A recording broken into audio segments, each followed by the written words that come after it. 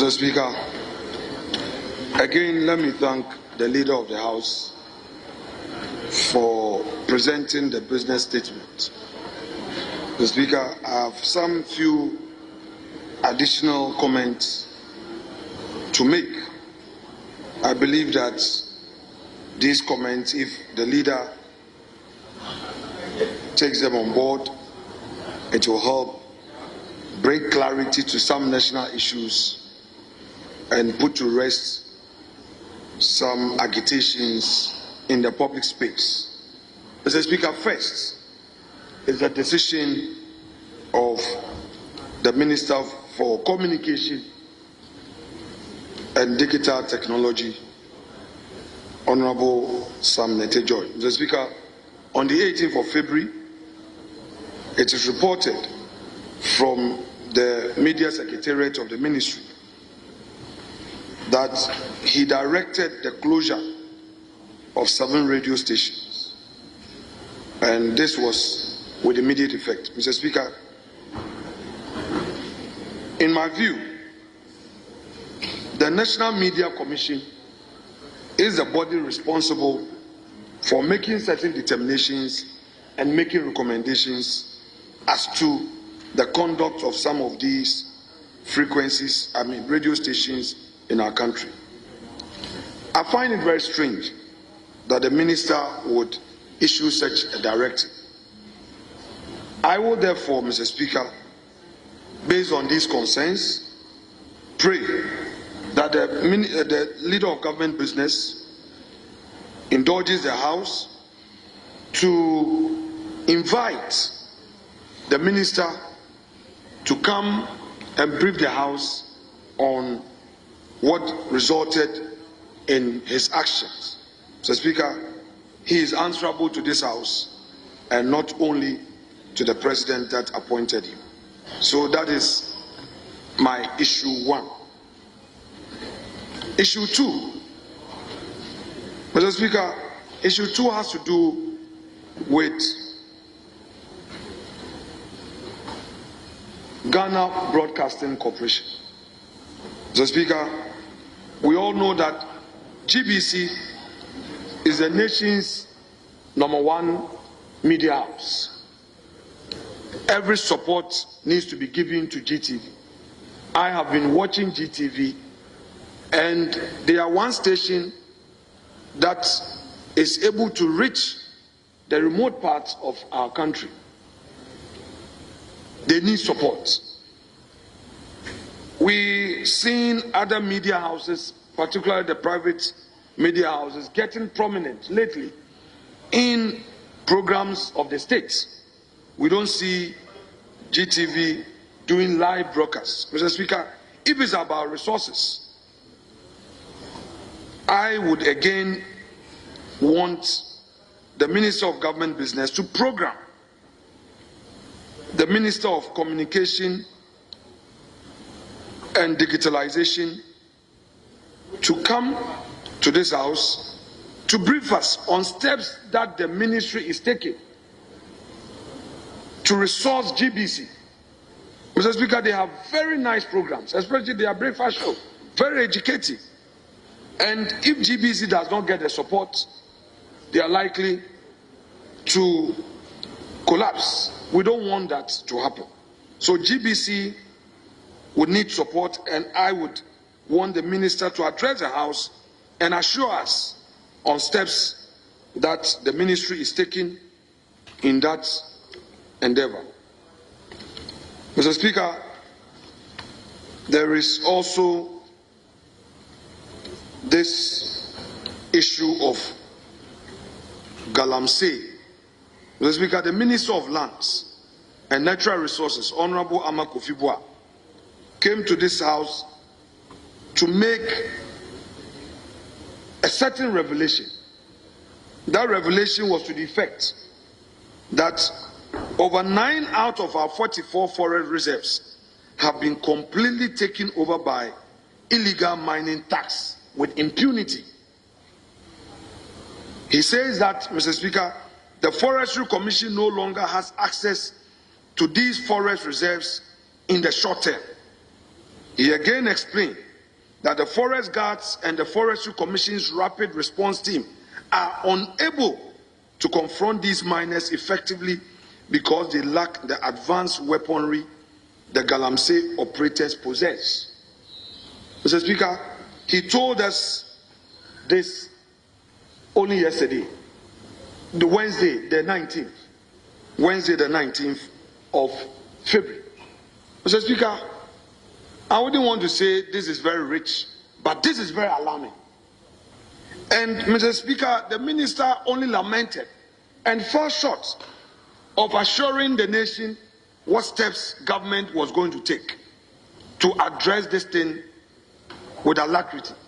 Mr. Speaker, I am on the basis of that also inviting the leader of government business to program the minister to come back and brief us on the intervention that he intends to put in place. We have the military to support government.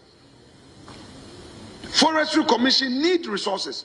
It cannot be said that ordinary citizens possess sophisticated weapons and therefore they are destroying our water bodies. Mr. Speaker, just this week we had a number of statements being made on water situation in our country. A member made a statement on the situation of water supply. Our people are not getting potable water to drink. Mr. Speaker, in Winneba, the hospitals were complaining that Ghana Water is unable to provide water. We know water is life. Ghana Water has its own challenges, and our water bodies are also being polluted. So, Mr. Speaker, this is a time for the minister to be very proactive, and he needs to come to this house next week to assure the nation of the steps his ministry is taking to address this problem. Mr. Speaker, again on water, the persistent shortage of water has led residents in Greater Accra in particular to rely on an expensive source of water. Mr. Speaker, we know how much water tankers cost, and people rely on sachet water and all. Mr. Speaker, these are serious matters, and we expect government to take action. Mr. Speaker, we have also been told by the leader of government business that His Excellency the President is going to be in this house next week, Thursday, as part of a constitutional imperative to present a message on the state of the nation. Mr. Speaker, Article 67 of the Constitution makes that provision. Well, we welcome the President, but whilst we patiently await the President, there are two issues I want the leader of government business to ferry to His Excellency the President. Ajubli. One, in the past, when His Excellency Nana Addo Dankwa Akufo-Addo had to come here on a similar constitutional exercise, he had to wait for several hours before entering the chamber. I hope that the leader of government business will put in place the necessary support systems to allow an early entry of the President into this chamber. It is his maiden entry into this house. He should ensure that all nagging issues are addressed, and he should ensure that the President is safely brought in and he does his work in peace. The leader of government business has a duty. That is why he's the leader of the House, leader of government business, and majority leader. He is aware of the situation of this House. He is aware of the situation of the 187 and the 88.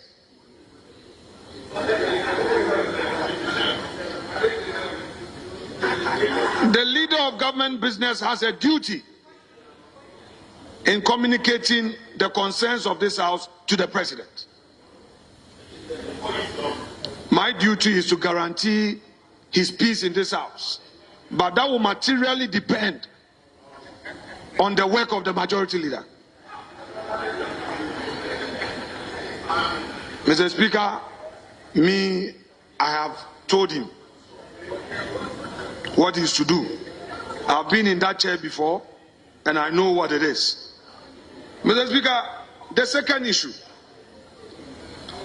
In 2017, public sector workers enjoyed 12.5% increment, 2018 11%, 2020 15%, 2021 there was a 4% plus interim premium of 15%, 2022 there was 15% COLA on base salary, 2023 30%, 2024 23% between January and June, and then July to December was 25%. We have just had a paltry increment of 10%. The leader of government business must take note of this and inform His Excellency the President that these are the numbers he came to meet. The ordinary Ghanaian worker has a higher expectation in this 133 24-hour research economy. They have a legitimate expectation that President Mahama will do, if he cannot match it, he should do better. Mr. Speaker, the 10% is unacceptable.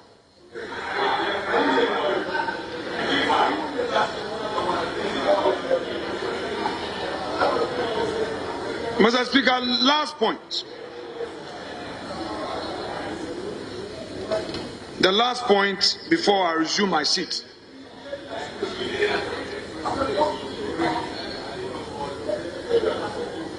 Mr. Speaker, there are concerns about termination of appointments, and it's a matter that we are all expressing our reservations on. The government spokesperson is quoted by the media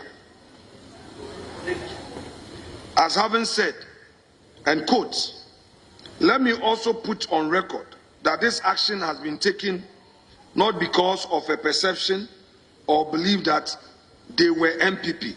It is because we know that the recruitment process were attended by irregularities." Honorable Felix Kwacho Fosu is quoted to have said this on Wednesday, the 19th February. Mr. Speaker, in law, there is something called ratification and rectification. These are guaranteed rights in Chapter 5 of the Constitution. If somebody has been employed and the government is of the view that these employments were irregular, what is the use of the system regularizing same through ratification or rectification? Mr. Speaker, why would the government send people away?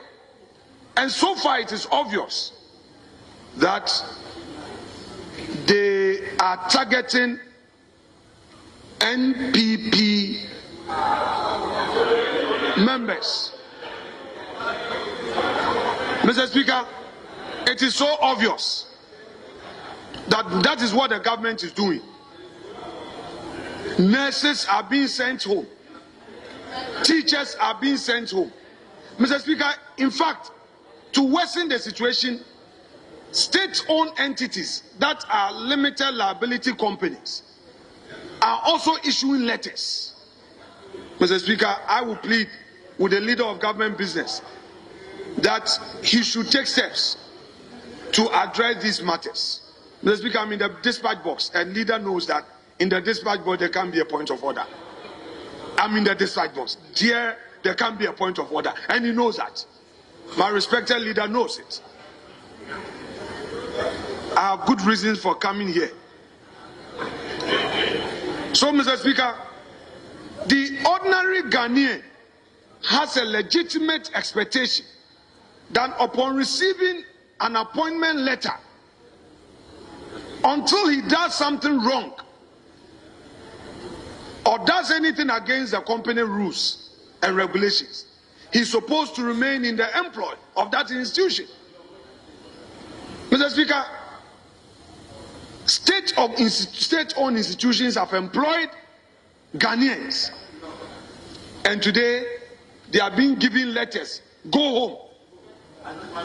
They are sacking them. Mr. Speaker, look at the extent to which cholera is affecting our people. People are in hospitals and nurses. Mr. Speaker, I'm concluding. That's why I said the last point. Because, Mr. Speaker, this is an appeal to the leader of government business to ferry same to government. Mr. Speaker, people are being sent home, particularly nurses. And these nurses are in the countryside to save lives. Teachers are in various communities teaching, and they are being told that pack and go home. Mr. Speaker, menyo SSNto tro no kejo. Mr. Speaker, no kejo. Na Ghana devio employment na sack no kejo tro. Mr. Speaker, tro.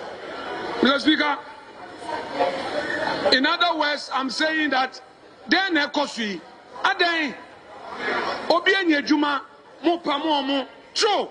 Mr. Speaker, menyo make the Kukuna government employ the people back. Mr. Speaker, make the Kuku now. Thank you. Mr. Speaker, thank you. Thank you very much.